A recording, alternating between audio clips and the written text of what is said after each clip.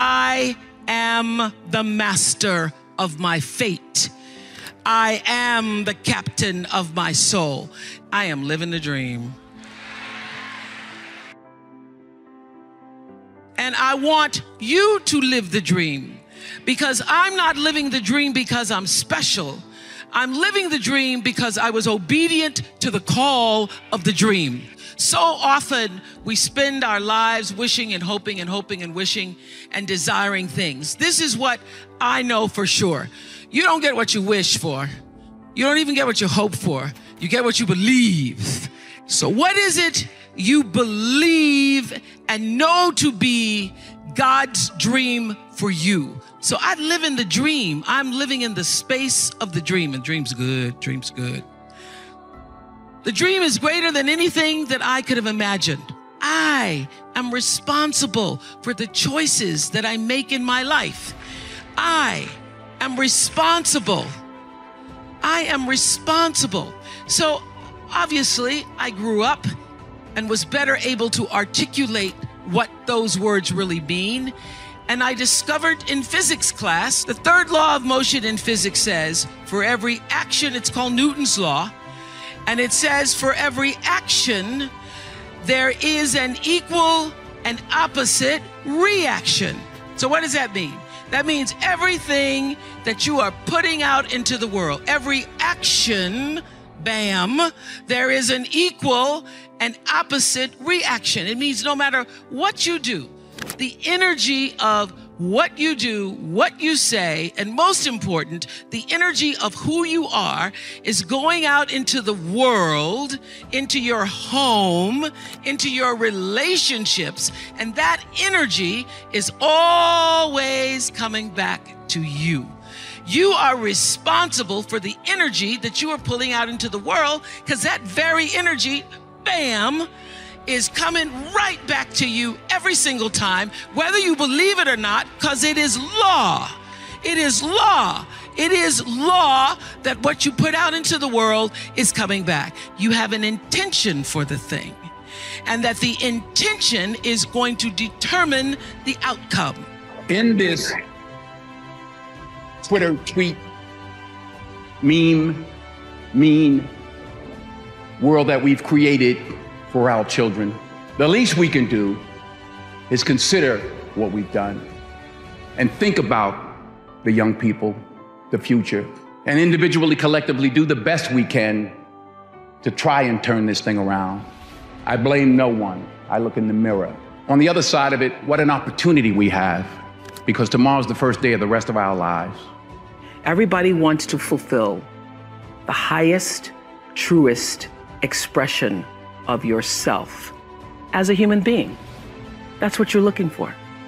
The highest, truest expression of yourself as a human being. And because I understand that if you're working in a bakery and that's where you want to be, and that may be what you've always wanted to do, is to bake pies for people or bake cakes for people or to offer your gift, then that's for you. And there's no difference between you and me, except that's your platform. That's your show every day. So my understanding of that has allowed me to reach everyone. To reach everyone. And there's no way that you wouldn't, because that's what I truly feel. So I was torn between what the world was saying to me and what I felt to be the truth for myself.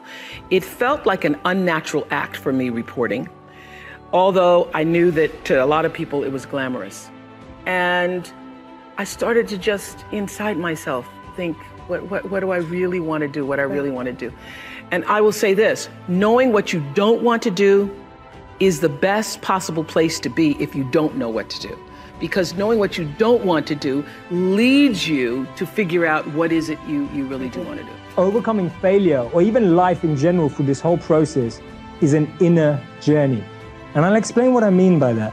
One of our biggest challenges with failures is that we start worrying about others' approval and validation. That we're worried about breaking the mold because of what people would say. We're worried about taking a risk because we don't know how someone's going to react. I said, what's the most difficult thing you've ever overcome in life? Through my head ran sports injuries, ran health challenges, ran emotional challenges. You know, all these different thoughts ran through my head. And the answer came to me, and I said to myself, it's not even something I've overcome, but I felt it was the right thing to share. I said that one of the most important things, or one of the most difficult things that any of us can overcome, and I haven't overcome it, is living for the perception of others. That's actually one of the most difficult things we can overcome. When we forego the voice of our ego and tune into the voice of our intuition, right? Our voice of our ego says, what will people say? The voice of our ego says, what if you don't make it? The voice of our ego says, this part will be safer. This path is better trodden on. And the voice of our intuition is saying, but you don't love that, you love this. This is your heart's calling. This is what's gonna make you happy every day. If you can make this work, it will be phenomenal. And that's why I always remind myself, and I've been saying this to myself for years, when I've done jobs I didn't like, when I've done jobs that were okay, and I've done jobs that I always said to myself, I'd rather die trying to make a difference and not succeed than don't try at all. Because what's exciting is the journey of every day growing and becoming the person I think I need to be to attract the goal that I want. That's more exciting to me than even reaching that goal. Believing every day that it's possible, believing that it's possible, looking at that limitless possibility and working in that way. Therefore, a lot of the challenges we have are simply to give us responsibility for the success that we're about to take on. I hate plan B. And I tell you why. Because we have so many doubters. We have so many of those people that say no, and you can't do it, that's impossible. That is okay, because we just turn off, as I said earlier, and we listen and we hear the no being a yes. You can't do it, you can do it, and all of that.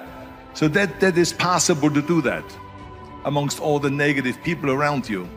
But when you start doubting yourself, that's very dangerous. Because now what you're basically saying is that if my plan doesn't work, I have a fallback plan, I have a plan B.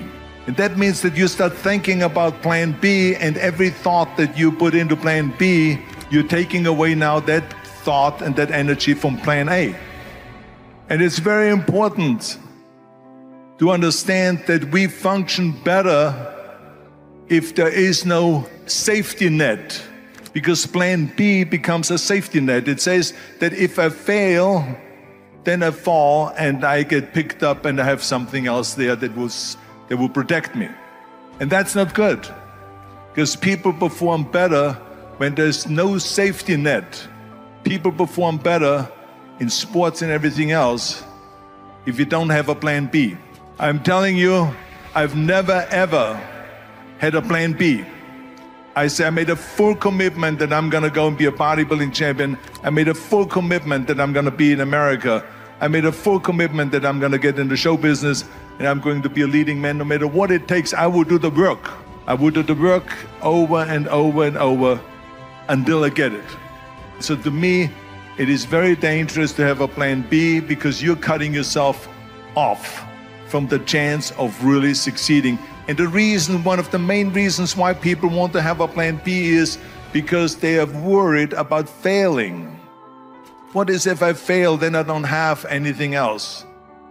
Well, let me tell you something. Don't be afraid of failing, because there's nothing wrong with failing. You have to fail in order to climb that ladder. There's no one that doesn't fail.